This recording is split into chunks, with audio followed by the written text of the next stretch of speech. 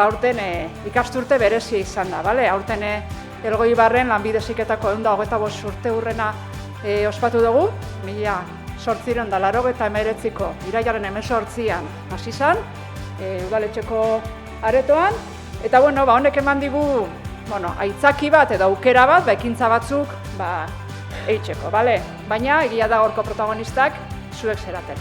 Etapa bat bukatzen dezue, beste bat hasi, ikasten jarraitzu nahi badezue, ero enpresekin lehen aipatu bezala, lankidetza asko dazkazue, orduan egunen baten enpresetan zaudetenian, edo lan aldatu nahi dozuelako, lan poltsa dakagu. Ero proiektuetan elkarlana eduki dezakegula ikusten dezuelako. Ero dualeko ikasleak behar dezutelako. Edo ekintza haietza programak ere badauzkagu, norbaitek enpresa bat montatzia pentsatzen hasten bada. Bale, orduan, etorri, galdetu eta ateak irekita eukiko dezuez, nahi dozuenerako. Nik esango nuke zorioneko gerala Elgoibarren eta inguruan daukagun ekosistemagatik industria mailan. Zuek apostu egin duzue, ekosistema horren parte izaten, zuen formakuntzan, eta nik esango nizuke, gonbidatu egingo nizueke segitzeko apostu horretan, ez? Zuek zerate herriko kanteria, industria mailan, eta seguruna aberasgarri izango dela, bai zuentzako eta bai inguruantzako, herrixantzako, zuek jarraitzen baduzue ekosistema horretan zuen jakituria aportatzen.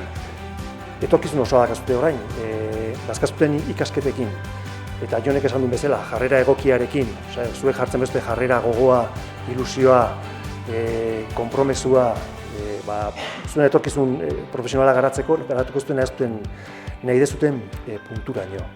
Bukatzeko hori, bakarrikan animatu formatzen jarraitzea, ze azkenean sektorea kontinuamente dago aldatzen, kontinuamente dago teknologia berritzen, orduan formatzen jarraitzea animatzen zaituztegu, ilusioz, eta bide hortan, bai AFM eta bai IMH, ondoan izango gaituzue.